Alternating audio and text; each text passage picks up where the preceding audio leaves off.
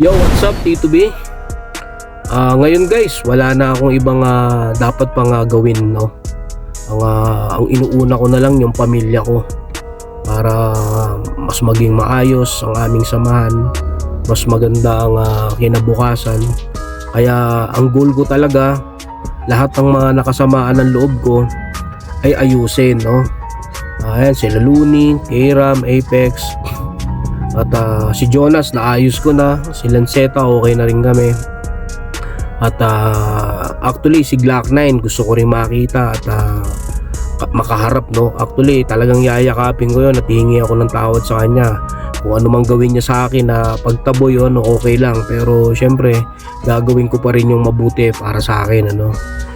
Tapos yung may mga atraso sa akin katulad ni Akata, ni Surgenio at iba pang MC, yun ay hindi ako hihingi ng tawad sa kanila, dapat silang humingi ng tawad sa akin.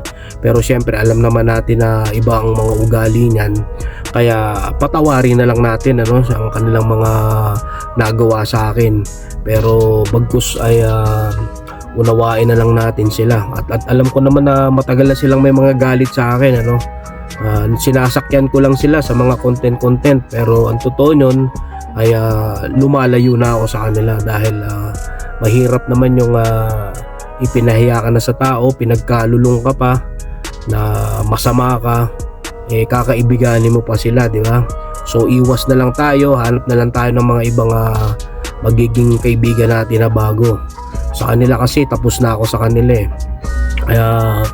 Kaya ganun pa man, ano, kung nagme-message sila sa akin o nagre-reply ako, yun ay parang pangitain na open pa rin ako sa kanila. Pero syempre nag-iingat ako dahil alam naman natin yan puro content ang ginagawa, no? Para mapalabas na naman na masama tayo. So kumbaga sa mga bata na na pag pinalo mo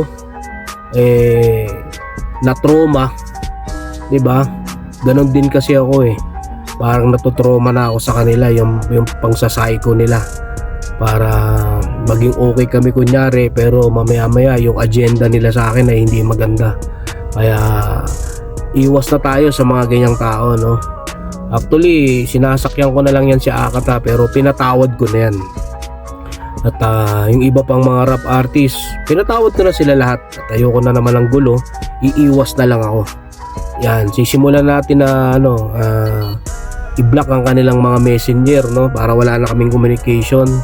Hindi ko sila i-block sa Facebook. Diyan lang kayo para nakikita niyo yung mga nangyayari sa akin. Ganun lang yung gusto kong ipahiwatig at gawin, kasi wala na akong ibang goal sa buhay. Kung hindi mapaayos ang pamilya ko, mapaayos yung sarili ko, patawarin ko lahat ng mga gumawa sa akin ng masama at humingi rin ako ng tawad dun sa mga taong nagawan ko ng masama. Yun lang ang goal ko. Kaya kung may mga masasabi pa rin yung iba, wala na po ako magagawa. Hindi po ako perpekto at ako'y simpleng tao lamang, simpleng ama na gustong bumangon, gustong ayusin ang lahat.